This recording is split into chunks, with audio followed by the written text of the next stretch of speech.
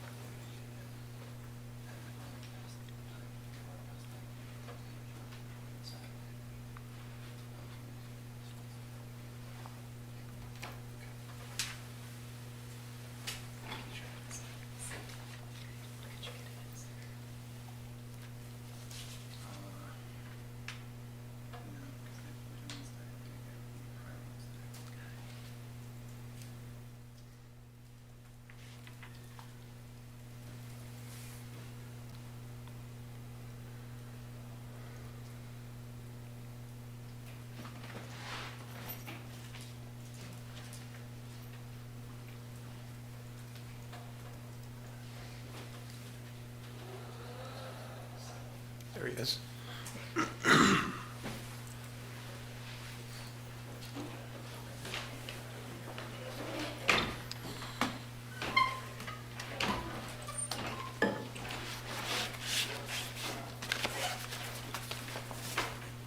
You need a second to get logged in?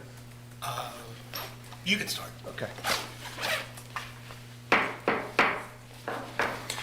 The July 21st, 2025 Charlottesville City Council meeting will come to order. Ms. Thomas, will you call the roll, please? Councilor Oshrin, Present. Councilor Payne, Here. Vice Mayor Pinkston. Here. Councilor Snook has requested to join the meeting electronically, and Mayor Wade announced that he would be absent because of travel. Thank you. Having established a physical quorum, council will consider a request from Councilor Snook to participate electronically. Councilor Snook, are you able to hear us?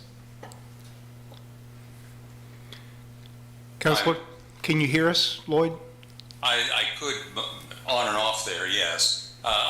I'm presently in Boise, Virginia on vacation. Okay, are participants in the meeting room able to hear Councilor Snook? Yes. Yes.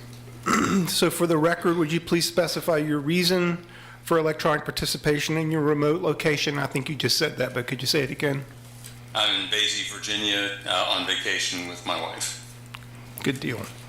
Based on compliance with policy, is there a motion regarding electronic participation? I would Say move. So moved. Yeah, all right, a second? Second. Okay, all in favor say aye. Aye. Aye. Any opposed, no. Okay, I said aye as well. The motion passes and Councilor Snook is granted permission to participate in this meeting electronically. Welcome. Thank you. Was Thank it- you. Was that pink lemonade I saw earlier? Yes, it was. Okay. Is there a motion to approve or amend the agenda? So moved. Second. Okay, please cast your votes, which I think we do on, Let me make sure everyone's logged in. you log, Oh, yes. We won't be able to vote if everyone's not logged in, so we'll do voice votes. Lloyd, you're not able to log in? I don't know how I would do so remotely. Okay, well, maybe we'll figure that out during the interim.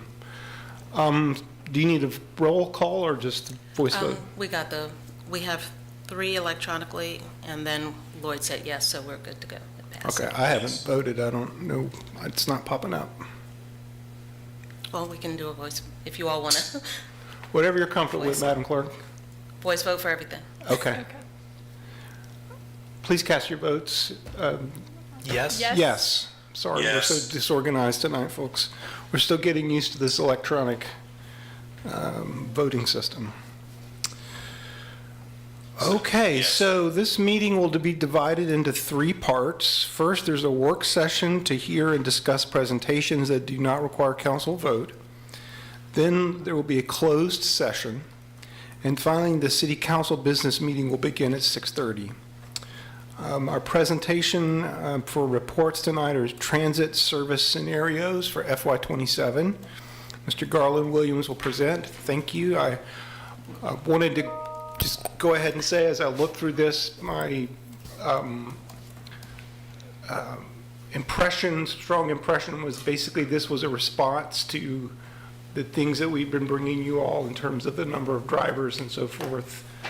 There's folks from the impact community that are here tonight, the organization that the mayor and I went to back in April. So it's heartening to see the sort of response to the feedback that we brought. So thank you.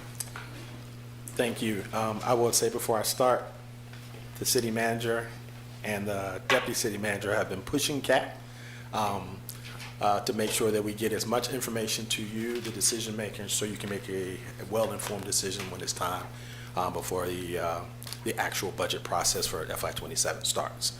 So I really believe that this kind of really kicks that part off. With that, I will say good afternoon, Vice Mayor Pinkston, City Council. I'm Garland Williams, the Director of Charlottesville Area Transit. I have my senior leadership team here with me tonight. I want to introduce some of the individuals here that help me manage CAT on a daily basis. This is in alphabetical order. I need to say that for the 3 behind me because they push each other. So Karen Davis, which is our Assistant Director of Transit for Operations. Barry, you want to raise your hand, Karen? Yeah. Okay. Barry Herring, the Assistant Director of Transit for Finance and Grants Management. And then Michael Newbill, the Assistant Director for Transit for Maintenance and Facilities. Also, we have Zoe is in our audience. She's a shared member from CAT and from NDS, the city's transit planner. She also graced our presence today. But also have the folks who help CAT on a daily basis, the consultant firm, Nelson Nygaard, Jim Baker, the senior planner from Nelson Nygaard. He will be helping with the presentation later on, but also with him is Anthony Breaker, the senior scheduling associate with Nelson Nygaard, and Greg Nordine, who is also a principal with Nelson Nygaard. The consultant firm that advises us helps our schedule development, service development, and also keeps us updated on Title VI updates. Before we begin the presentation, on behalf of the hardworking professionals at CAT, which is transit and pupil, I wanted to say thank you for your continued focus on transportation. Your continued effort will ensure that CAT is reliable and that we continue to move this system along as efficiently as we possibly can. To that end, let's begin. We have 4 items we want to cover tonight. Service history, we're going to talk about in very brief terms the service history pre-pandemic to now, kind of the 5-year look back. We're going to do a review of the 2022 system optimization plan and validate those assumptions. We're going to do a service enhancement scenarios. The scenarios that are in the back of the presentation. We're going to go through them in fairly granular detail if we can. And then we're going to do the Title VI analysis and talk about policy and the council's role and requirements in Title VI. I know there's been some discussion about the active role of council, which is CAT's board, in making those decisions.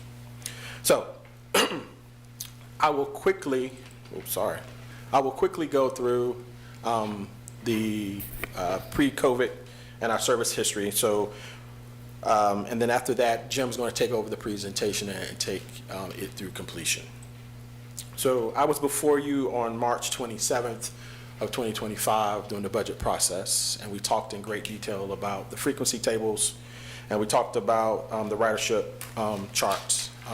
For the sake of how long this presentation is, I'm not going to go into any great detail, but I'm just going to highlight the fact that when service was happening 5 years ago, pre-pandemic, you can see from the chart above that we had a lot of different colors. The colors mean different things. So if you're looking at anything that was blue, it was 15 minutes or 20 minutes.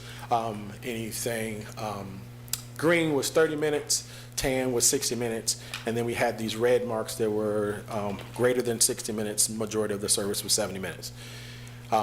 Some of that was made it hard for people to use CAT's system. You didn't really know how to use it because the system kept changing the service model sometimes every 3 or 4 hours.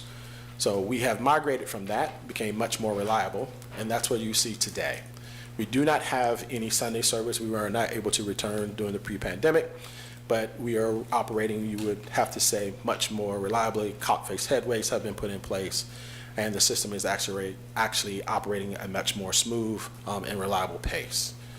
To that end, if you look at the ridership model that we've talked about in great detail, from FY 2018 through 25, we had ridership totals of about 1.9, almost 2 million riders in 18. COVID happened, 2021, our ridership, like most transit agencies across the nation, plummeted during the pandemic. During the pandemic time frame, we've been able to slowly start climbing our way back.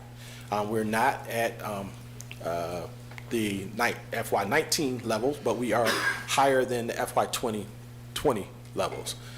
We were hoping that the completion of FY25 was going to be 1.4. We fell just short of that. We had some pretty rough days in May and June, and we weren't able to complete all of our service model. But one of the things I wanted to highlight is the fact that in FY25, we extended service to the center at Belvedere, fulfilling an obligation that the city had with the center, which brings us to the point that our coverage area was extended. Routes 4 and 9 frequencies were improved from weekdays, which is Monday through Friday, from 6 a.m. to 7 p.m. to 30 minutes service. They were 60-minute service. And then the Route 6, which was improved basically 6 days a week, Monday through Saturday, to 30-minute service from 6 a.m. to 6 p.m., 12 hours of service, a marked improvement from where it was before. Added recovery time to most of our routes, what actually helped us make sure that we ensured timely transfers. So we're starting to climb out. Ridership is looking better. We're not where we want to be, but we're not where we were before all of this, the pandemic happened. So current model today, we still have 12 routes. We've been talking about extending and changing routes. Hopefully in the very near future, we'll be able to split the two, which is a request from the county. That's part of what they paid in their allocation for FY26, which will add an additional route to our service. We'll have 13 routes, including the trolley, that will operate. So with that, we've seen this chart many times, and I'm going to turn it over. So like I said, we have a lot to talk about today, so I'm going to turn it over to Jim Baker with Nelson Nygaard to take us through the near-term service expansion requests. Do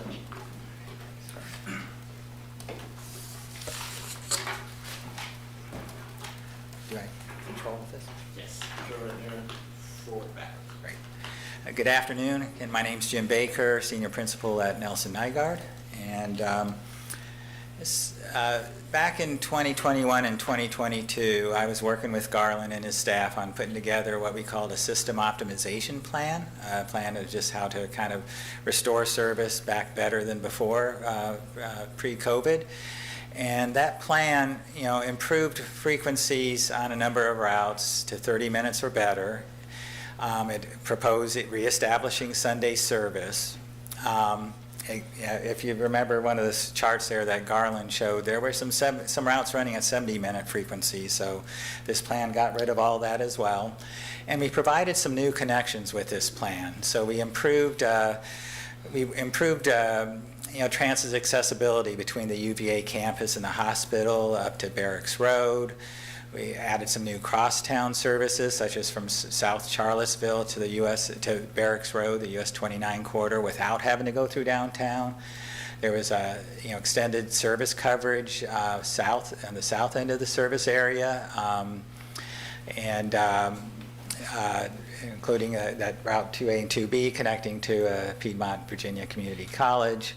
So really kind of expanding, modifying the connections there, improving more direct service within the service area. That plan at the time, we estimated would require 28 peak buses. Today it's 20 peak buses. And it required around 132,000 revenue hours of service, annual revenue hours. That's about over a 40% increase over today. And at the time, we estimated that the number of operators required to implement this system optimization plan was 82 operators. That was an estimate back from May 2022. Well, since then, we've been... How many operators do we have now again? 65? Sorry. Great question. Authorized for 66, and as of today, all 66 positions are filled. Nice. We have 3 operators that tested today for their license, so hopefully they all pass. We'll be able to get them into service. Nice. Sorry, thank you. So we've been providing scheduling support for Garland and his team for the past several months, and with this additional information, we updated that estimate of operators. What we found was that original estimate, you were paying a lot more overtime to operators at the time. You had fewer extra board. Extra board is where you have additional staff to cover when an operator calls in sick, or if it's paid leave, just so that you can continue to provide that service out there on the streets. And with this additional refinements in in estimating the operators, that 82 operator number went up to 90. So really, to implement that SOP, that system optimization plan that was envisioned back in May 2022, it really, at this point, we believe would require 90 operators. And that's for the same amount of coverage as the original 82 were estimated to provide? Yes. Thank you. Yes. So Garland asked us, well, what can we do with 82 operators? So we looked at what was achievable, and there's a number of things that we can do from the system optimization plan. Like, for example, Route 1 is the only route today that does not operate on Saturdays, so we can do that. Garland talked about the Route 2 and the service that's to be implemented later this fiscal year. We can do that. One of the things we wanted to do is restructure service in the US 29 corridor. We wanted to provide a one-seat ride from downtown up to the Walmart. That does not exist today, and we're able to do that. And also, the Route 5 currently operates just from Barracks North. We wanted to extend that down to the UVA campus and hospital, so you have more transit choices to get from UVA and the hospital up to Barracks, and we're able to do that. Also, out on the east side of town, Route 10 that serves the Pantops and Martha Jefferson Hospital, that currently operates at 60-minute frequencies and is a very circuitous route. We wanted to straighten that out and get that frequency to 30 minutes. We're able to do that as well. and we really wanted to get the trolley service back to 15-minute frequencies. It was running at 15 minutes before the pandemic. Right now, it's running at 25-minute frequencies, which means transfers to and from the trolley at the downtown transit station do not work well because everything else is operating on a 30, 60-minute frequency. We're able to do that as well. So we can do all those things. The one thing that we cannot do with the 82 operator constraint would be adding Sunday service. We'd have to sacrifice one of those things, some of those things I just talked about in order to do Sunday service. And just based on some of the historical ridership that Garland showed there, you really get a lot of benefit when you increase frequencies. So just trying to get your weekday and Saturday service levels up first as a priority, and then add Sunday service if you were working with a constraint of 82 operators.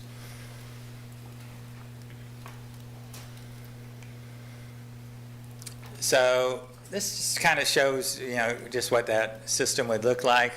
I know it's kind of hard to visualize here, but you can see on the south end, the Route 2 splits into 2A, 2B, so we're doing that.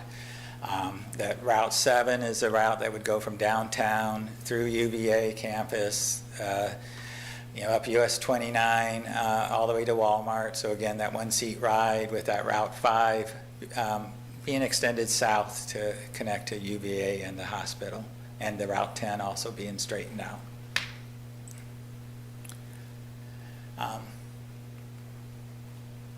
And this is a lot of detail if you wanted to look at the route level details, but basically with this 82 operator constraint, it's adding 6 additional peak vehicles. And right now the peak vehicle requirement is 20, so it'd be bumping that up to 6 and adding about 31,000 additional annual revenue hours. And I think right now you're around 92 or so thousand hours. I know right now, of course, CAT is received some funding from the county for service outside of the city. So Garland asked us to look at the split between the city and county revenue hours, and it's 31% of the revenue hours would be out in the county. 69% of the service would be inside the city, which is very similar to the split today. I think it's about 29% in the county today. So it's just upping that a little bit. And then similarly with the cost there, it'd be that 31-69 split here with a total cost of around $16.9 million with this 82 operator constraint. So By the way, 15. this is not net additional, this is total. This is total, yes. So we're at 15.8 today. That's one. 15.8. Yes. Okay.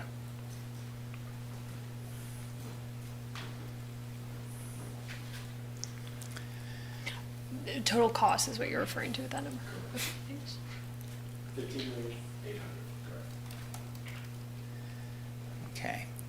So next, Garland asked us to, look at the system.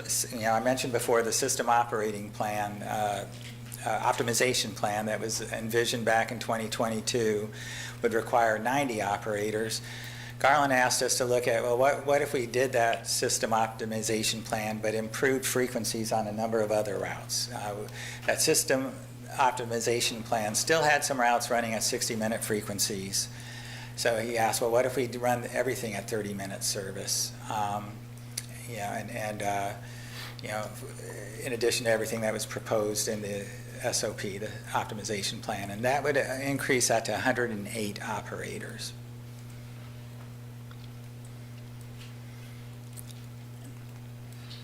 And again, that would bump that peak vehicle requirement to run everything at 30 minutes or better by 15 additional peak vehicles. So you're going from 20 to 35 peak vehicles and an additional 71,000 hours of service.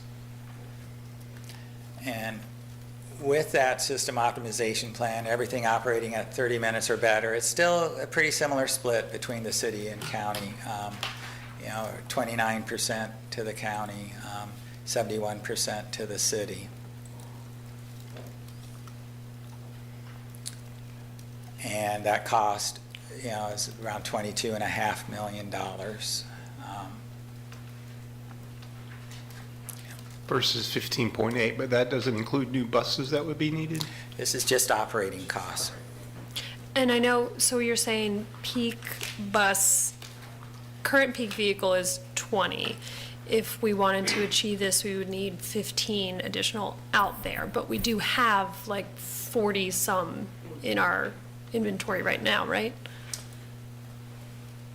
Michael just pointed to me, we have 43 vehicles on property today.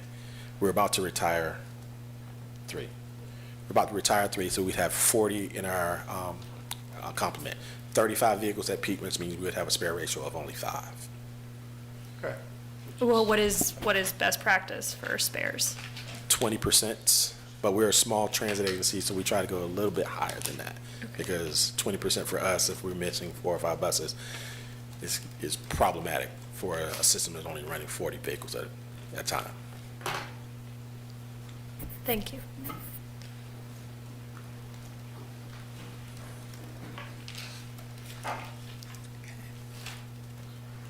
So we did some more of these frequency charts like Garland showed before, and this is the existing frequencies. At the time we did this, there were 65 operators. Now there's 66.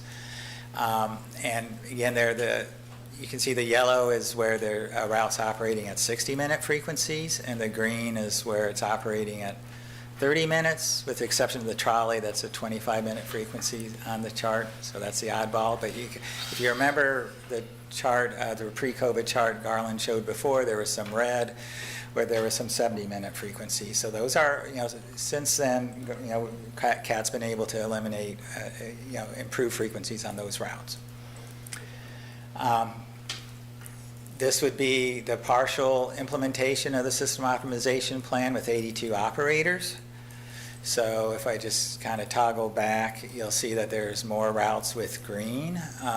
So we're expanding the routes with 30-minute frequencies. You'll also see that, whoops, I went the wrong way.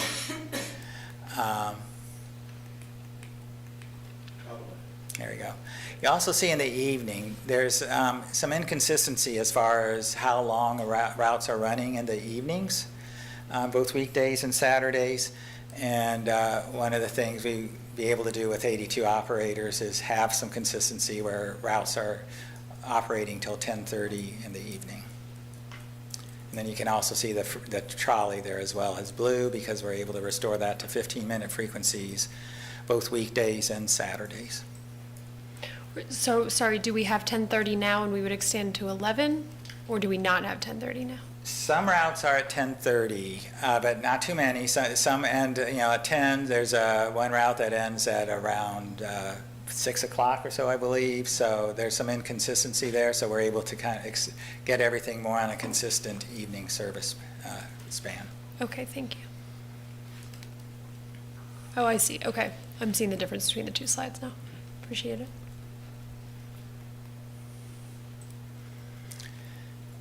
And then with the full implementation with that 30-minute frequencies, you can see everything is running at 30 minutes or better on weekdays up until 7 p.m.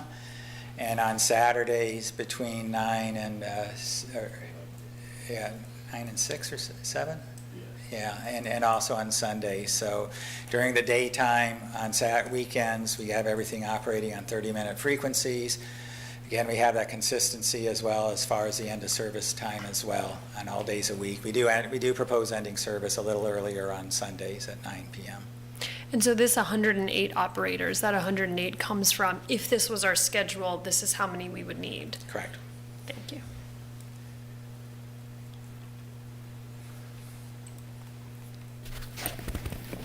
So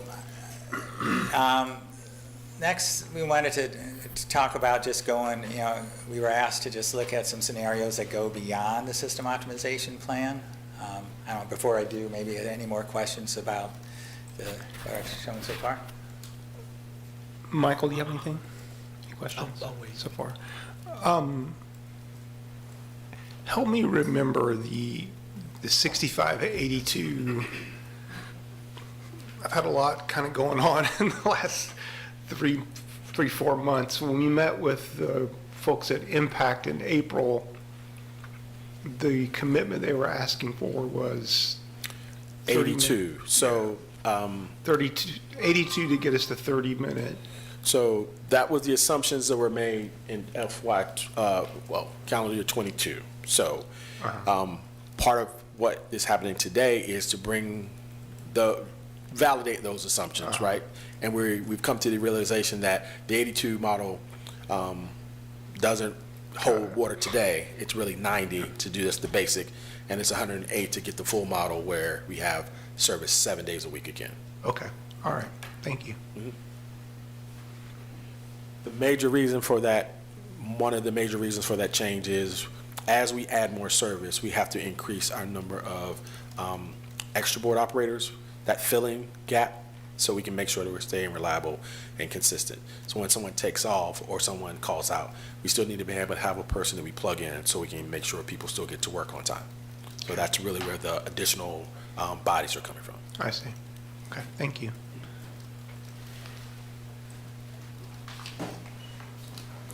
Okay. I know we've thrown a lot of numbers at you. We're going to throw a few more at you here, and that's looking at some additional service expansion scenarios that go beyond that 30-minute system optimization plan scenario we just showed. And what we have is really, it's 6 scenarios. Really, it's just variations of 3 scenarios. And the first one we looked at, we were asked to look at, is what would it take if we ran service to midnight, weekdays and Saturdays, and still have Sunday service go till 9, and we improved, everything ran at 30 minutes, 7 days a week. That's scenario 1A. And then scenario 1, and we also had some 15-minute frequencies in that scenario 1A on 4 routes. Well, maybe not. And then scenario 1B was where we added the 15-minute frequencies on 4 routes, the 5, 6, 7, and trolley, which are some of your higher ridership routes. So scenario 1A, running everything at 30 minutes except for the trolley, that'd be at 15 minutes. Scenario 1B, improving frequencies on the 5, 6, and 7 to 15-minute frequencies. Both scenarios assume service to midnight. So that's going beyond what we were originally considering in that system optimization plan.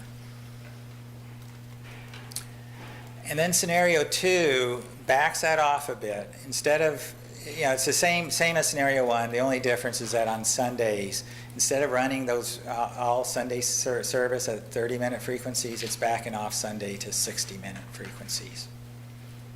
So it's going to be a little less expensive, a little less service on Sundays when historically ridership productivity isn't as great. And then scenario 3 is backing off a little bit further from scenario 2, in addition to the 60-minute service on Sundays where we're backing off. Also on weekdays, just going to 11 p.m. instead of midnight. So this is what that looks like. It's just kind of giving a range of what, just give you a sense of the range of what those required operators would be. Basically, the maximum scenario is scenario 1B, where you go up to 137 operators. And a pretty significant jump in operating costs as well to 28 million. 41 peak buses, which would mean it'd be around a fleet of 50 buses. But then those numbers back off with scenarios 2 a little bit and back off further with scenario 3, where you can see like that, where you can see like the least, the scenario 3A is the least of all these scenarios there, with 111 operators and 23 million in annual cost.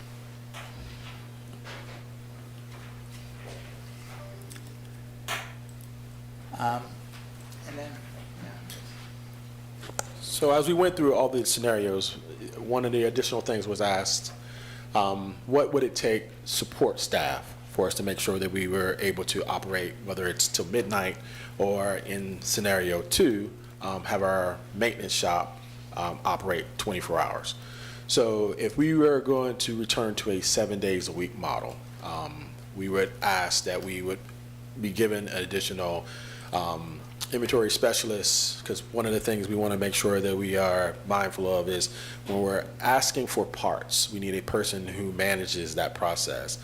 We just actually went through a trial and review, and they are keen about making sure that we account for all of the parts when they go on the vehicles at that time. That's what the inventory specialist does. And then we need additional mechanics, because one of the things that the more service hours you have, the more PMs you're going to have to do, the potential more number of breakdowns you're going to have. So we're asking for a minimum till, if we're going to go till midnight, a minimum of additional 5 mechanics. And then the supervision, because we're extending additional hours, the model goes to, we are at 9, potentially supervisors now, we would go to 14 with an additional 5 supervisors. So these are additional expenses that we want you to consider. But also, there's not a slide in this, but if we're extending our hours, I need to point this out. If we extend our hours to midnight, that has an impact on Jaunt. They provide our ADA paratransit service. We have to make sure that we account for their costs for extending service for those additional hours also. I do not know what that costs are. I have had a conversation with Mike. He's going to start to work up a cost for what that would cost for their additional hours, but it will be an impact not just to CAT, but also Jaunt. For the Yes. Well, they're already doing Sunday, which was a good thing. They never pulled back, so there's not a tremendous amount of additional costs on their Sunday service. But for the additional hours on the weekdays, which is 5 days a week, there will be a cost for that. And then the 24-hour model, which is the bottom one, because we are introducing 3 shifts. 3 shifts on the mechanic side.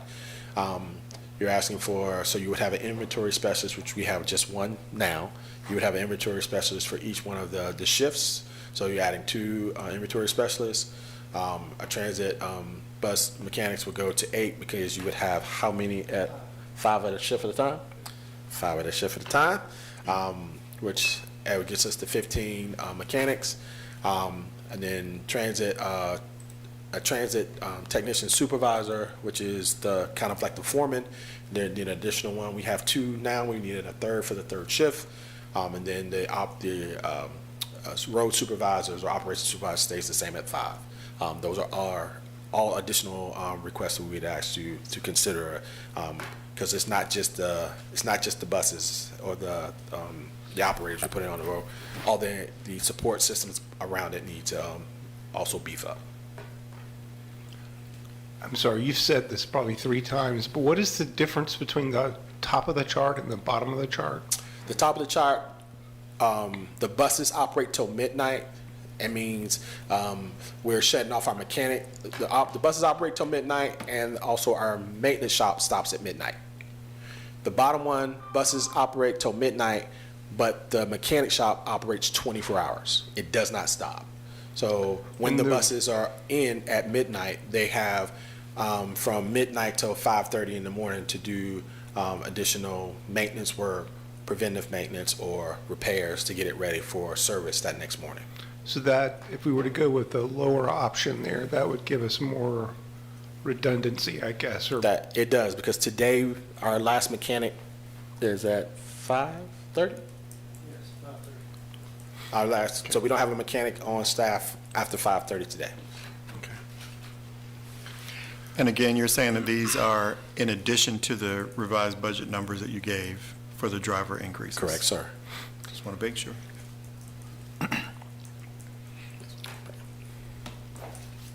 We're almost there. Did we include costs for additional buses in your revised operating budget? So we did not, because one of the things is that once a decision is made, we do have the ability to go to the state and ask for additional expansion vehicles. Thus far, we have not had an issue getting those additional vehicles granted. If we're now, it does become a little more tricky as we move to the clean alternative fuel vehicle models because they're much more expensive. But if we're running the diesel model, there seems to be a placeholder where we'd be able to get additional 2 or 3 vehicles.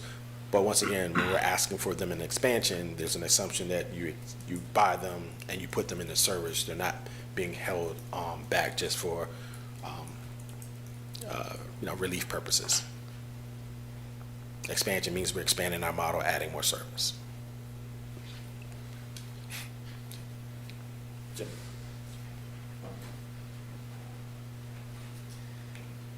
I think all we have left here is just some more charts that just kind of show what those beyond the system optimization plan scenarios would look like in terms of frequency. So this is that scenario 1A with the service going to midnight and everything operating at 30-minute frequencies.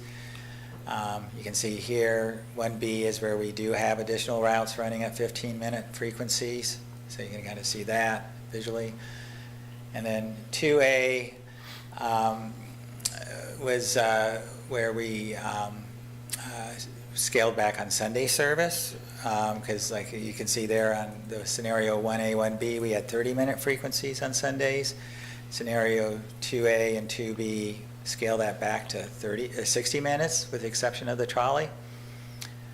And then scenario 3A and 3B are similar, just scaling the service back to end at 11 on weekdays and Saturdays.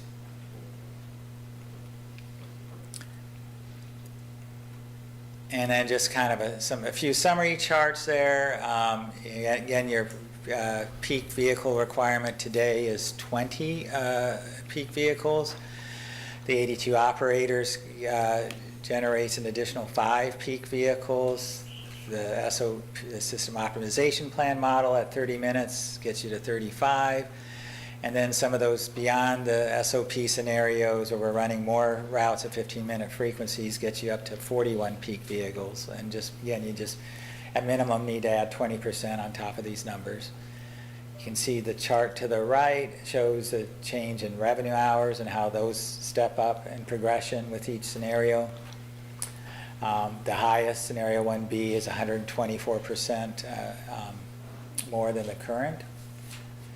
And then the operator requirements, again, at the time we did this, it was 65 operators, bumping it up to 82 with that first scenario we discussed, 108 to go with the SOP with the 30-minute frequencies, all the way up to 137 in terms of the highest number with the beyond SOP numbers. And then the operating expenses in line with what you saw with the revenue hours. So. I would Transition to Well, and I would just, to go back to that slide briefly, because to me, that's the most important slide, the previous one in terms of the costs, just for underlining to me, like in terms of the community's expectations, I think the SOP is accomplishing that as the bare minimum, and certainly I think they would want, the SOP with 30-minute service beyond that even. But you're talking about a minimum of $3 to $4 million in additional funding from the city just to accomplish the SOP, and then in the realm of $8 to $10 million once you're talking about, the SOP with 30-minute routes. And as I look at that, I think that's just important. The goal is we'd have to figure out how to get to $3 million at a bare minimum, and at the higher end, how do we get to $8 to $10 million? I think that $3 million is difficult but achievable, but then when I look at the 8 to 10 million, that kind of increase, I think that's feasible. But when I hear that, it starts to make me think we would have to start to look at identifying a new revenue source that is kind of earmarked either informally or formally for that purpose in order to achieve that. So anyway, I just, some initial thoughts to that. But I think that's the most important slide, because all this comes down to how much money do we as city council actually allocate for these goals. Yeah, I agree. So basically, up until the dashed line there, that takes us up to the 30-minute model, and beyond that is We're gonna, the other options, the 1As and 1Bs and so on. part of what I hope we would do today is this, this starts the conversation. We're not asking you to make any decisions, of course, today, but when you're having your deliberations in the fall, when you start your budget process, we wanted you to have a context for what is possible. And we've looked at a number of scenarios. Do you want us to do any other scenarios? That's part of what we're asking for your advice today. But we also wanted to bring you to the next part of our presentation, where Greg will come up and we're going to talk about Title VI, because I know you've heard bits and pieces from other people and you've heard it from me. But I think it's also important that as CAT's board, which is City Council, that you are aware of kind of your responsibilities as far as Title VI are concerned. So we'll just kind of do an introduction about that. Let's bring Greg up. Real quick, question about the scenarios that we've gotten. All of them are, we've talked about this before, but I think it would be good to reiterate, since this scenario doesn't exist here, and I'm wondering if it's possible to, which is not getting everything to 30-minute service before we get to the 15-minute service on some of the routes. Is that what this next part is about? Yes. Okay, Yes. thank you. Good afternoon. My name is Greg Nordine. I'm principal with Nelson Nygaard, and I'm going to talk to you about Title VI today. So if you're unfamiliar with Title VI, there's about 4 parts to this presentation. I'm going to explain exactly what Title VI is, what is the guidance that's available to CAT for achieving compliance with Title VI, and then some of the considerations that you'll need to think about as you're adopting Title VI programs. So the first thing that we're going to answer today is, what is Title VI? And Title VI is in reference to the Civil Rights Act of 1964. Section 106 of the Civil Rights Act says that no person in the United States shall, on the basis or on the ground of race, color, or national origin, be excluded from participation or denied the benefits of or be subjected to discrimination under any program or activity receiving federal financial assistance. And so because most transit agencies, including CAT, receive federal dollars for the operations of their agency, they are required to comply with Title VI, which means they cannot discriminate on the basis of race, color, or national origin.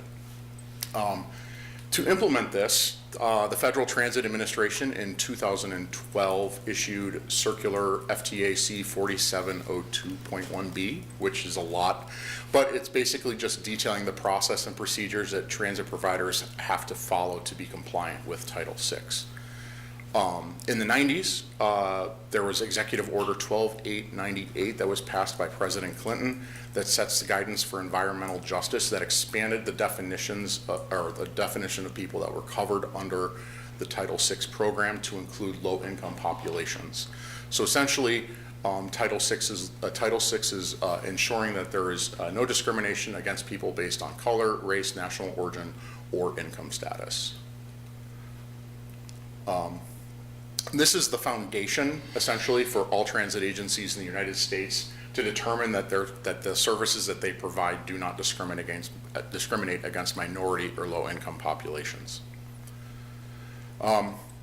So as I was saying, the FTA has issued Circular C4702.1B. This is generally known within the industry as just the circular. And this sets the requirements that transit agencies have to meet. There are 9 chapters to this document, but for the purposes of transit agencies, there's really only 2 that they need to be concerned about. Chapter 3, which are the general requirements, and Chapter 4, which are the requirements specifically for fixed route public transportation providers. States and metropolitan planning organizations, because they also receive federal transportation dollars, have to comply. They have their own sets of requirements, but we're not going to cover those, but we're going to talk about Chapters 3 and Chapters 4. Chapter 3, these are the general requirements. This is actually a list of all the requirements that are required within Chapter 3. So for the first one, you have to actually develop and submit a Title VI program. That's done on a 3-year basis. And actually the CAT document is getting ready to expire in this November, so they'll probably be coming back to you all in the next few months with an updated version of that document. The second is the notification of beneficiaries of the protections offered under Title VI. What this means is that transit providers are required to notify their riders and anybody who's interested in their system that they are of these protections. And so you'll see things like notices on buses that say that, the CAT does not discriminate, or the transit center, as part of their documentation, they have to provide a list of those locations that they post that information and make that available to FTA. Beyond that, they also have to develop a complaint process and form that sets the rules for, so if someone does feel they're being discriminated against, what is their recourse within CAT before it actually escalates to the federal government, and the federal government will come back and check and confirm that that process has been followed if they do get a complaint. Beyond that, any complaints that are filed within the period of time between your current Title VI program and your previous Title VI program have to be recorded in a log. So you'll have a log of any investigations, complaints, and lawsuits that have come out of Title VI. You also have to develop 2 plans that are focused on engagement. You have a public participation plan. The public participation plan defines how CAT will engage with the public, what are the tools that are at its disposal, how does it try to reach the public, are meetings in person, are they virtual, answers those types of questions. And then you also have to develop a language assistance plan. The language assistance plan looks at what are the demographics of your community, identifies languages that are of particular significance, and then CAT has to develop a strategy to ensure that people that speak those languages have access to the system. So very commonly, a lot of agencies are now just developing everything in English and in Spanish, because most places in the US, the Spanish population is well above that threshold, or Spanish-speaking population, I should say. As part of the bottom 3 here, you also have to develop a list of the racial composition of your planning and advisory bodies. It's not this body, but any other bodies that inform the work that CAT does. So if you have passenger advisory committees or those types of things, you have to provide the racial composition and planning, or racial composition of those groups as part of your submission to FTA for Title VI. Subrecipient process and monitoring. As a direct recipient of federal funds, CAT can make available federal funds to non-recipients if they're providing a transportation function. A lot of places you'll see if there's rail service or ferry service that's provided by a different provider who might be a private operator, they can access federal funds through CAT. As a subrecipient, CAT has to have a process to monitor and ensure that those funds are being used appropriately and also not discriminating. And then finally, the final piece in Chapter 3 is the facilities siting assessment. And this is basically any facility that is an operational facility that a transit agency builds has to be evaluated for impacts to that community to ensure that it is not discriminating against other parts, or that community in favor of other parts of your community. This does not include passenger-facing infrastructure. It's strictly limited to operational and maintenance needs. So building bus shelters are not part of this review. Transit centers are not part of this review, but if you are building a new maintenance facility or a new operational facility of some sort, you have to evaluate where that facility is being sited to ensure it's not discriminating against people in that neighborhood. Any questions on Chapter 3? Chapter 4 is a little more straightforward. These are the requirements that are for public transit operators specifically, and there are 4 requirements in Chapter 4. The first one is that every transit provider has to set system-wide service standards and policies. This basically defines how frequent is your service, how late at night does it operate, how early in the morning, and basically this becomes a standard by which all of your service is assessed. On the policy side, you also have to develop a policy that indicates how you distribute bus shelters. So you don't have to have a standard for it, but you do have to have a policy that describes how you consider bus shelters throughout your community, and also how you distribute your buses when you're assigning service in the morning to ensure that you're not putting the newest buses in the nicest neighborhoods all the time. The 3 other requirements for public transit providers are actually only for public transit providers that meet certain criteria, specifically that you have to operate more than 50 vehicles in peak service and be in a UZA that has greater than 200,000 people. At the moment, CAT or Charlottesville has neither of those. You're operating about 20 vehicles and you're just shy of 200,000 people.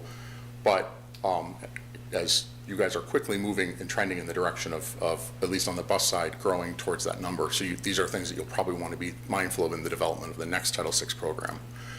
The first one is that you have to collect and report demographic data. So this is basically understanding where people live within your community, how minority populations and low-income populations are dispersed throughout your community, and basically you have to compare your service. In the second one, you then compare your service by some service to those maps to ensure that those services are distributed equitably throughout your community, so you're not favoring one community over another.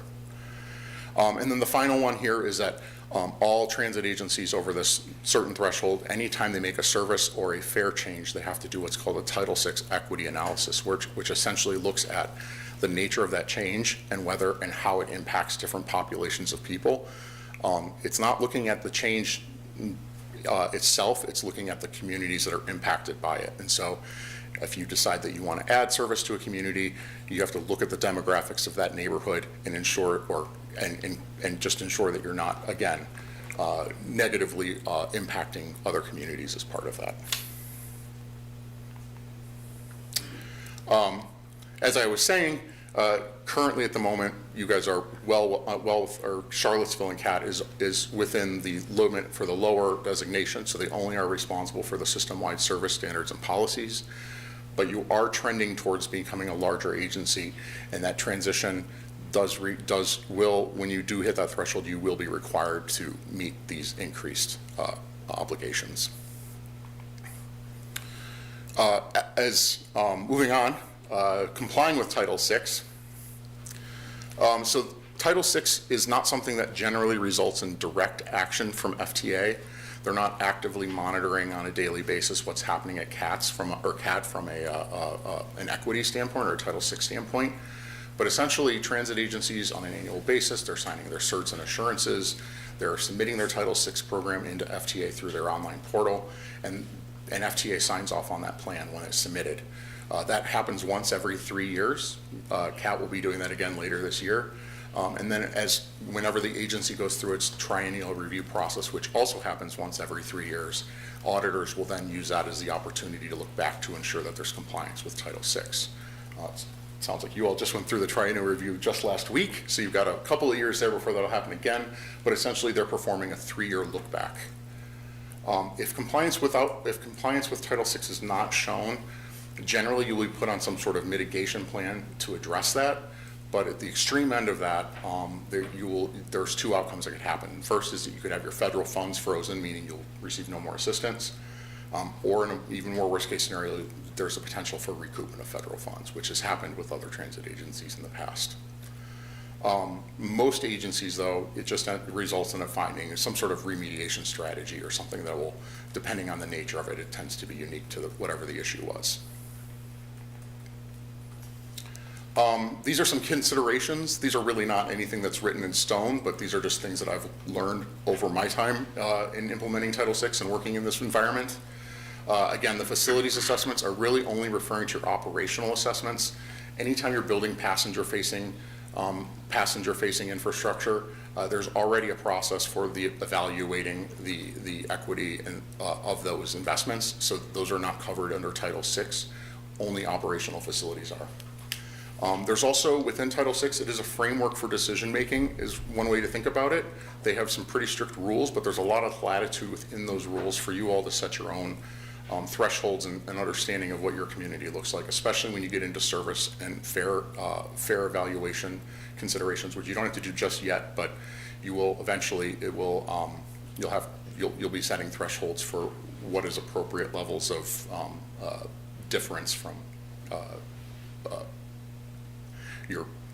what's the word I'm thinking of? Anyways, yes, you end up setting thresholds when you'll get to that size. FTA has always intended that Title VI is meant to be a floor, not a ceiling. So the circular has specifically encourages transit providers to think about considering extending their definitions to consider other priority populations. Like I was saying, Title VI right now, it covers minority and low-income populations, but other communities, there's precedent for other communities thinking about things like age discrimination or veteran status or students. So really, you can expand this definition. However, If you expand it, FTA will expect you to report on it, and you will be held to that standard. So you can expand beyond minority and low-income populations, but you will be held to that standard. This is another one that is actually becoming increasingly important for transit agencies, especially as microtransit has really expanded. Title VI only covers fixed route services, so this is the fixed route bus network. It does not cover paratransit, and it does not cover microtransit. So those are two types of services where you don't have to do any, there's no equitable evaluation required when making changes. And then probably one of the biggest flaws with Title VI as it's designed is that generally speaking, Title VI analyses are completed at the end of your planning process, which often puts transit providers in a position where they're defending decisions that have been made long prior that are inequitable. And so this one thing that we like to recommend at Nelson Nygaard is you start thinking about the Title VI process very early on in your planning, because at the end of the day, if it will become a pain if you do not address it early on. And that really is about it. So if there's any questions, but otherwise, thank you so much. Thank you. Questions? First. No, the largest one you answered, which was, did it apply to paratransit services? But you answered that. Yeah, it's the thought process, I believe, is that paratransit is supposed to be a reflection of your fixed route network. It's supposed to be complementary to your fixed route network by design. So if you're making a change to your fixed route network, generally speaking, the thought is that it would impact paratransit riders the same. It assumes that paratransit riders and fixed route riders use the network in the same way, which they generally don't. But that is why that's the thought process there. And microtransit was excluded because the circular predates microtransit. Right. And I guess, relevant for us is, what is the scale of risk for having, 15-minute routes in some areas? Is that the kind of thing that other agencies would get in trouble for? Is that an area where it depends on where those changes occur? I think it depends. I think it depends on a lot of things. Let me put it this way. I've never seen a situation where FTA has said you need to take service from here to move it. But generally speaking, it's the awareness that, there's a community here that is underserved. And I think it's when you set those service standards and then hold everything to that bar that you're essentially solving that problem in some ways, because you're setting a universal standard that's equal for everybody. Whereas you get into trouble when it's like, we're gonna invest in one route exclusively at the detriment of others. Sure. Well, I guess it just all depends on context. But obviously, Yes. we've had in the past routes that have different frequencies and still do today. Yes. Yes. Natalie? Garland, were you going to say something?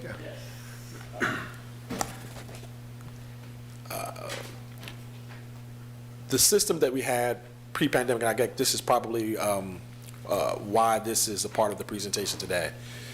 We've been asked to really focus on 4 or 5 routes, making sure they are very frequent. That is assuring that we try to make sure we increase our ridership. I appreciate that, but we can't, at the detriment of everything else, leave everyone else out. So the way, if you look at our one of the first slides that I had here, where we showed how we had a litany of colors, the red, the green, the yellow, the blues, no one knew how to use our system because it changed so frequently. And then we had some of the most infrequent routes in some of the poorest areas of our system. If we were to get challenged, even though we were a smaller system, there was no basis for us to say why we did what we did. So me coming here 6 years ago, we started following a process, because I'm from a larger system, where we're starting to migrate and make sure that we can account for why we're doing what we're doing. And then there's a validation process in case we ever do get challenged. And our system is getting bigger, so we need to do those processes anyway and get used to them so we don't get challenged. I have been in Richmond when we did our reimagining project. Actually, Jim was the consultant when we did at GRTC, when we did the reimagining project there. we held no system, we had no route harmless. So if you had 30-minute service, you got that, no worse than that amount of frequency in your area. Most places got better service, and that was the key. So in our model, it's hard to say that the ridership isn't developing. We can see in the maps that ridership is connected to frequency. Where we've had really frequent routes, our ridership has been really high. And in areas where we have had terrible frequencies, our ridership is low. It should be, because it's hard to ride the system every 70 minutes.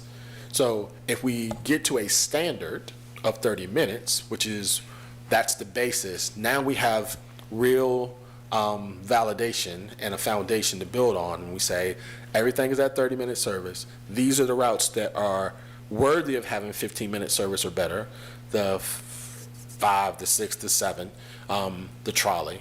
And we will see those, hopefully we'll see those numbers for ridership skyrocket, because everything else works in tandem to get to those routes and make those routes even more frequent, because some of them have a 1T ride, but some are transferring from one to the other to get to their places. And if the connections aren't working, I mean, if I have a 70-minute route that gets to a 30-minute route, if I miss the 70-minute, I can't get to my 30-minute. But if everything is 30 minutes, then it works better for everybody to get around, and the mobility and access for everybody increases. So that's really what the context is. We don't want to favor one over the other, because we are actually hurting the system, because we are making it infrequent for a lot of folks who may want to use the system to get out to other places in our network. So if I'm hearing correctly, one, pre-pandemic, perhaps we're not following what could be considered best practices that are more common in larger localities. Correct. And two, the concern with 15-minute routes is that where we're currently positioned right now, that may require not holding harmless some other routes in terms of the practical impact. Yes, unless we're going to expand our number of drivers immensely, and we are working towards doing that. But we're a small system. We have to build our infrastructure to support 10, 15, 20 more drivers. Those all things take time. We have to train. We have to get the system. We have to work about where to place them. All those things take time. So incrementally, we're making changes to our system. So we're going to eventually be able to get there. But it also, we have our current administration. I'm not sure they really, I shouldn't say this, but I don't think they really care about what's going on the Title VI analysis. But that doesn't mean the future administration won't come back and ask us what we did during that 3-year period of time if it's in our triennial review area. We do have to answer for what we've done, and I want to be able to defend what we've done, because we've followed the Title VI rules. Thank you. All right, I've got a couple questions. So this is probably in here somewhere, but for people listening and watching at home, can you explain the funding sources? What is broken down for city, county, and fed and state? Or was that on that chart? Sorry. I do not have those numbers in front of me, but our funding sources. Approximately is fine. It doesn't have to be specific numbers, but like basic percentages, or for both operations and infrastructure. Great. So let's answer the infrastructure first, because I think that's the easiest one. Today, the city is the only organization that's paying for the capital side, for the match, regardless of whether it's 4%, 10%, or 20%, whatever grant application we go after. The city is the only funding partner for the 20%, for the match requirements. On the operating side, we get money from the federal government, from the state government, and we get money from the city, the county, and then we generate some of our money ourselves. In the past, we would have done it through the fare box, or we do it through advertising. So we don't collect any money right now. We're running a zero fare model, and that's through June 30th of 2026. So that decision is coming up about whether we're going to continue to do that model or not. But the number from the federal government, I think it's like $5 million, 5.1 or 5.2. This is the first budget that the cities contribution is actually higher than the federal government by $100,000. The state's numbers are 2.3, 2.4? 2.6 million, thank you, Barry.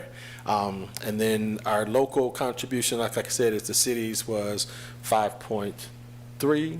And then the county, for the first time, is $2.6 million. So that builds our 15.8. And I know this was all in the budget presentation we got at Yes. RTP, but Yes. just to kind of explain that this is not all city funded, and, you know, we're also not sure what's going to happen with federal funding, but for now, that's what it is. And if anyone wants a fuller budget presentation, you can go watch the RTP meeting from last month. Okay, so my next question is kind of more, it's kind of a series of questions based on the Title VI presentation we just got. Yes. I'm sure we're all familiar with that graphic of like three people looking over a fence trying to watch a baseball game. And it's describing the difference between equity and equality. Yes. And so if they all got the same size box to stand on, the short person still couldn't see over. But if they all got a box that fit their needs, then all of them can watch the game. Yes. So I was thinking about that when thinking about your presentation and the equal distribution of timing before improving some down to a more useful frequency. Yes. And that kind of feels to me like that difference between equality and equity, especially when the 7 covers the qualified census tracts of our lowest income residents. So improving that first kind of seems to hit that equity, if we explain it this way and show that proof, kind of seems to hit that equity nail on the head. So, I'm sorry. Yeah.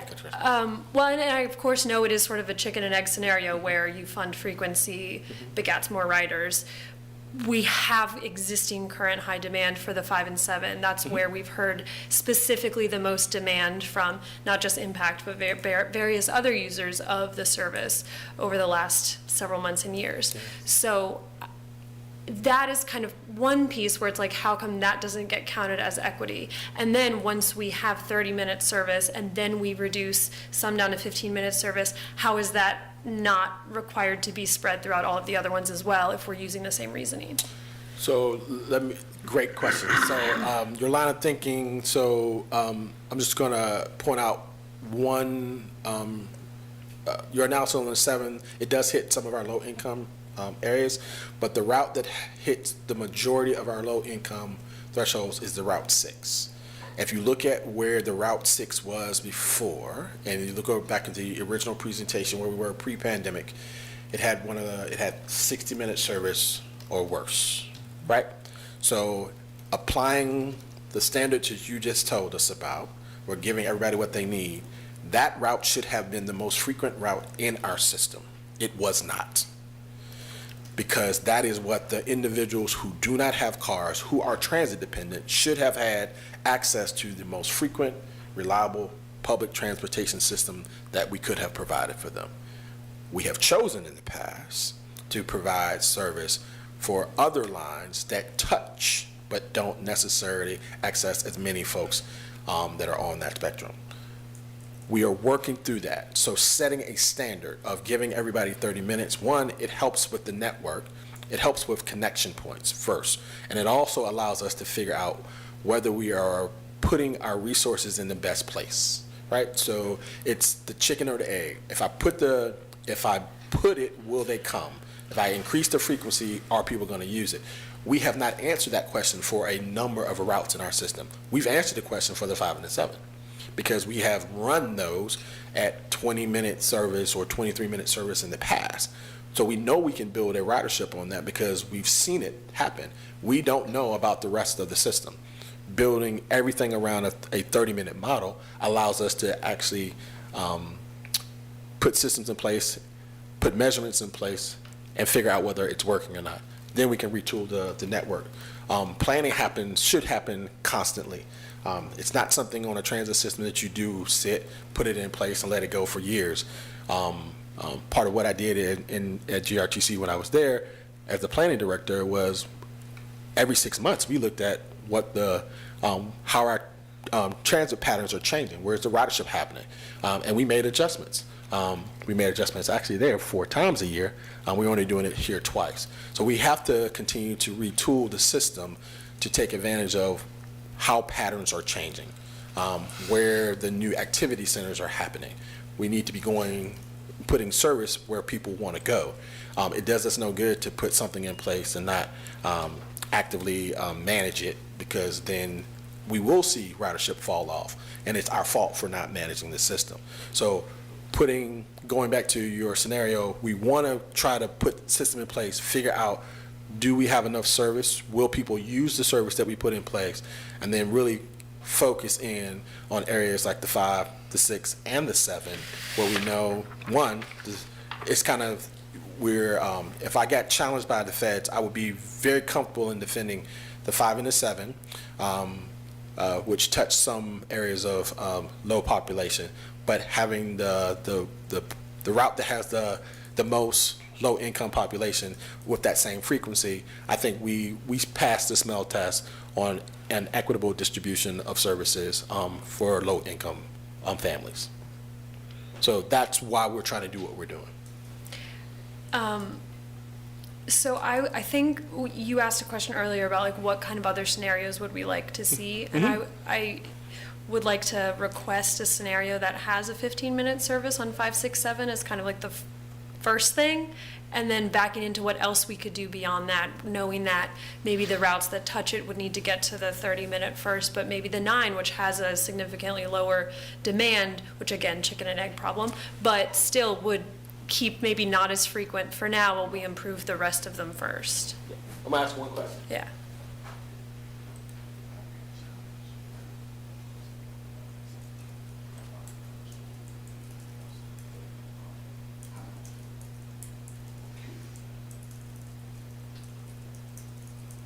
I mean, depends on the demographics of the routes. Right.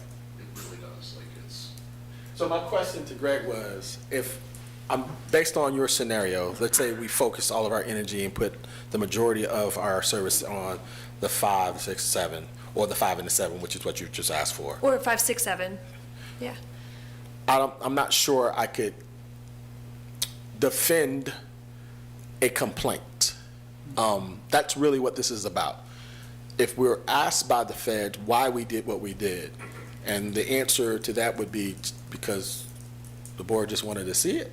Well, because it's serving our lowest income and their frequent ridership as a priority, and then building the ridership up then gives us finances to increase the others. So it's kind of just prioritizing the time frame that we have to get the biggest ROI.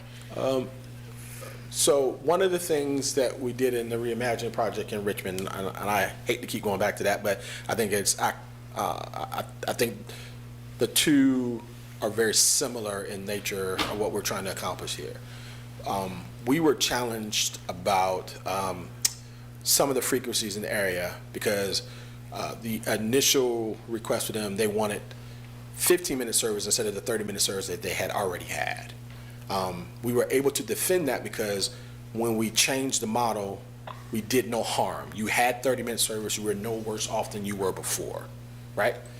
But it also noted in the complaint that the access points of being able to transfer, because everything else around it was 30 minutes, made the time in. So if their numbers were off, that we gave them 30-minute service, but everything around them was 15-minute service, it would have seemed out of place, and it would have looked like we are disparaging them.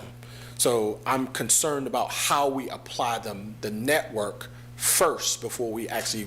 So it's easier to say everything is at a level point, a foundational of 30 minutes, and then start talking about adding 15-minute service on select routes because it's justifiable for the additional ridership, as opposed to the opposite way, where I work high frequency, low, because that's not what happened in Richmond. We did high frequency, but nothing around the high frequency corridors. We actually consolidated routes to do the high frequency corridors, but nothing around it was worse than what it was before. So we've got 10 minutes. Yeah. I guess, is it possible, I don't know that we're going to get this solved now. Is this? We can look at what you I got. think Yeah, I all mean, you're asking for game is out the just a scenario, and if the scenario. scenario's bad, then that's still a presentation worth reviewing. Sure. And then the kind of second part of my question was the equity application of if they're all 30 and then some are 15, how is that not a concern, using the same guidelines? Because the 30-minute model would have been put in place first. So we've been able to test what's going on and see how the standard is applying to everything.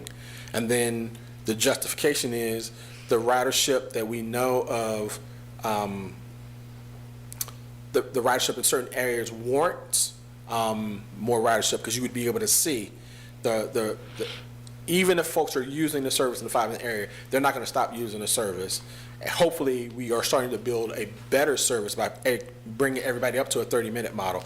We still be able to increase the numbers because the ridership will warrant showing that we needed to And do so the idea there is that everyone has an equal baseline. Correct. The fact that it's 30 minutes is a number that we've picked, but it could have been 60, it could have been 45, it could have been something It as could have long been as they 60, were all absolutely. the same Absolutely. number? Yep, And that 30 would be an improvement over where we are today. correct. Sure. Okay, but yeah, just clarifying that it's not 30 minutes that sets the standard, that's a number we are picking. Yes, that's the number we're picking. Okay, but we could theoretically, don't want to retreat back to 60-minute service, but that could be a standard we say we have, and then we're going to collect data from that, and, It's harder to go back once you've yeah, made the. and I don't yeah, want to, yeah, but yeah. just understanding the That's, options. that's also potential for a complaint with FTA that we've made their system work.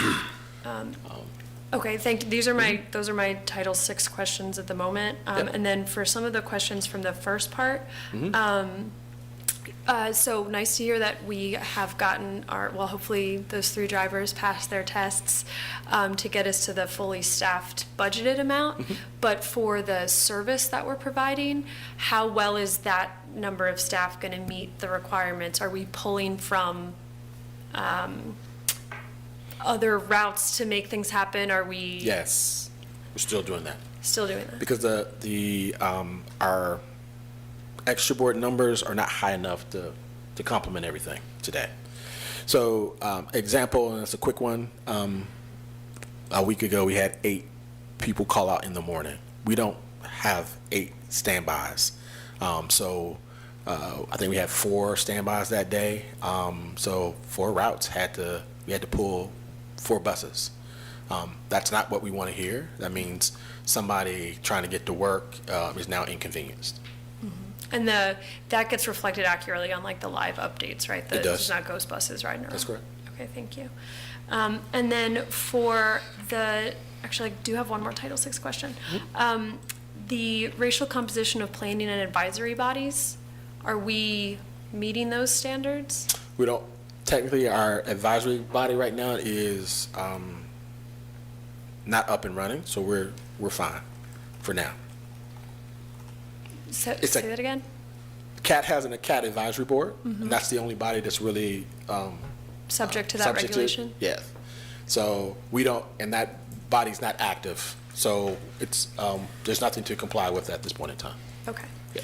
And then, I know this was on the public transit portion, but how's staffing going for school buses? Ms. Davis? How are we doing?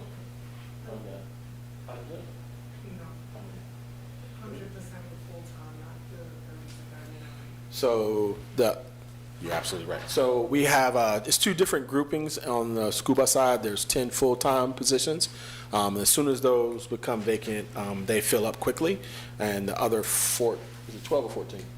12. The other 12, we have 4 vacancies right now. We're actively recruiting. I think we got 2 or 3 interviews that are coming up fairly soon.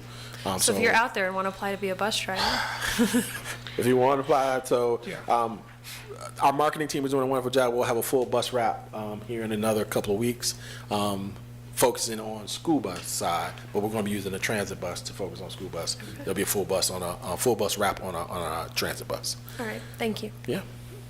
Counselor Snook, are you there? Did you have questions? Yeah, a couple of them. My first question is, looking at the need for bus drivers and that sort of thing, my understanding has been that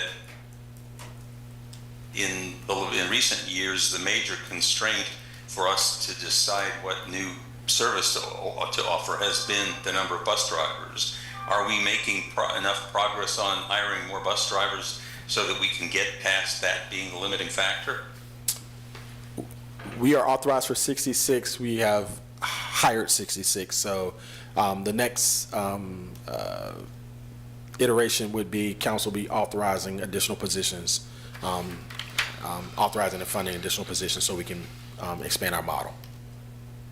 So you've got 66, but you've got 3 who are about to be added. Are those part of the 66? They are part of the 66. So all 66 will be able to be fit into the model for working purposes.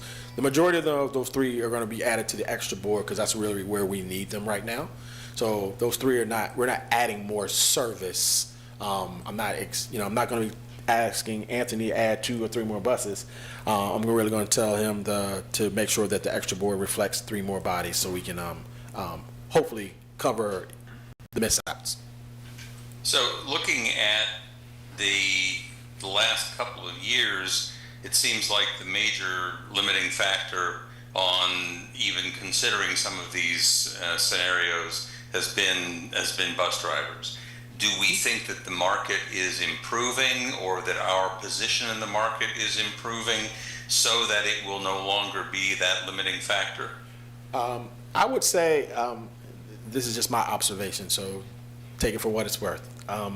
When the federal government started laying off large number of folks with the current administration, the number of folks applying for CAT jobs, which are stable union jobs, increased. We saw a bump in the folks applying. That's good for us. We train, so that's also a plus for us. All you need to do is be willing to come in and be a driver, and we will get you ready to do so.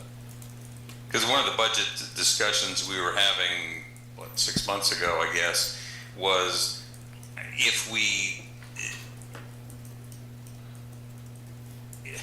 we're not able to hire the number of buses that people want us to be able to hire, did we need to do something different in the marketplace to make us more attractive? And what you're suggesting is that perhaps we may be becoming a little bit more attractive if those things have been going poorly elsewhere. I would say, once again, this is just my assessment. I believe that is true, that we are becoming more appealing, stable work with benefits, a great starting salary. You'll get to the top of the scale in 6 years, 7 years. 6 years, you'll be at the top of the pay scale. I don't know how you beat that. Okay. So do we have any meaningful statistics on what I would term on-time performance? Airlines, they'll always have an on-time performance, 82% or however many of our flights arrive at the time they're supposed to.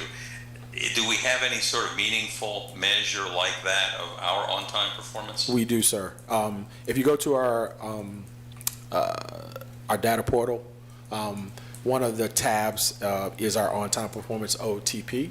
Our on-time performance is abysmal right now. It's 68, 69%. High-quality performing transit agencies are well in the 90 to 95% range. We are not anywhere close to being that. Part of it is because we've been missing and pulling services that skews our on-time performance. But because of the lack of drivers? Correct.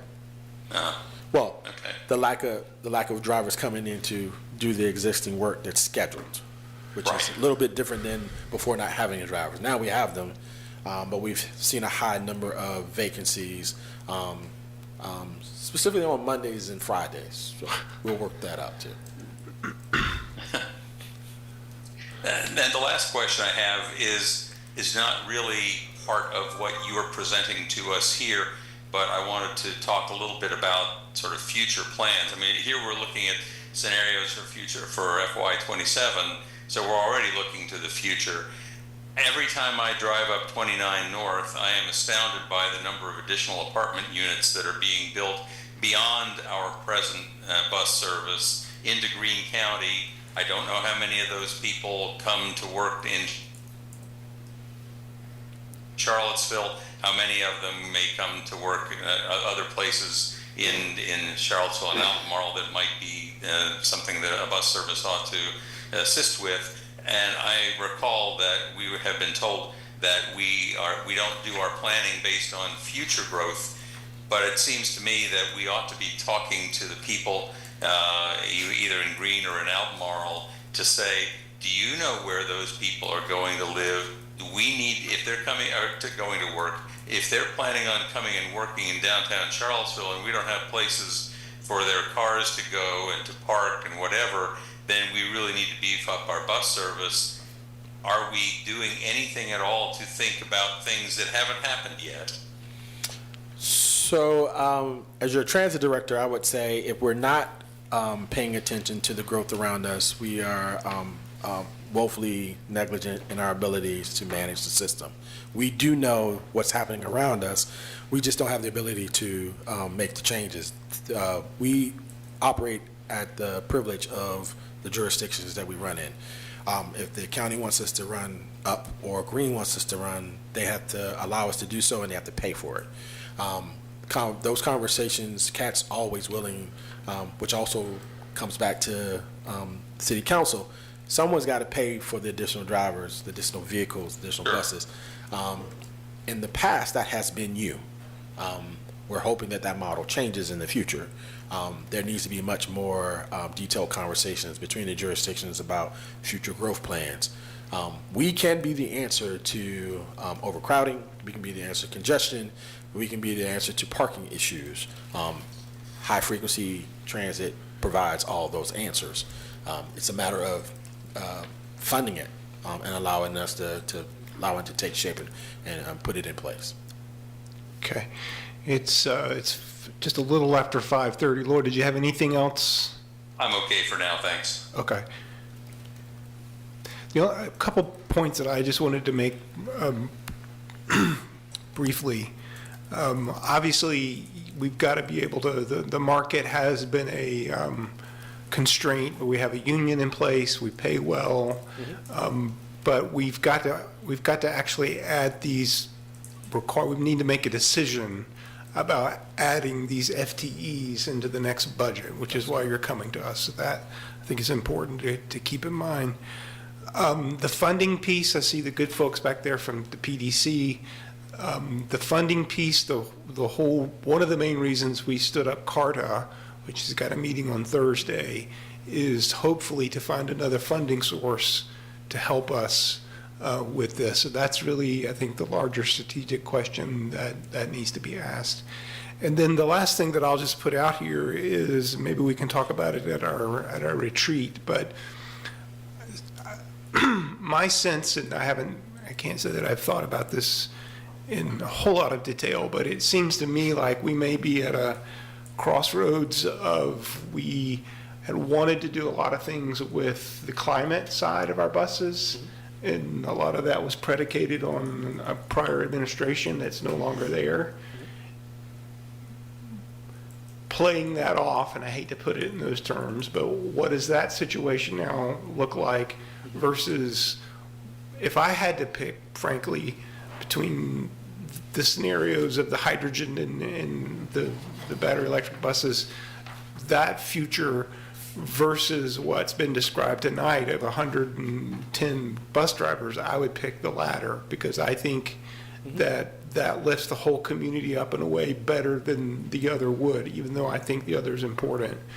So there's going to have to be some conversations that happen between the folks on the climate side of things and the folks that are focused on just increasing it. I realize it's not, I'm not trying to set things at odds against each other. I realize both, they complement, but at some point, it just seems to me, and I won't be around to vote on these things, but it seems to me there's going to have to be some hard discussions about where do we put our money? Is it in bus drivers? in diesel buses that are clean and good diesel buses, or do we put it in something that we had anticipated having a lot of federal money for but don't? Anyway, that's just my observation. I think we're at the close of this time, and we have a closed session meeting motion, please, sir.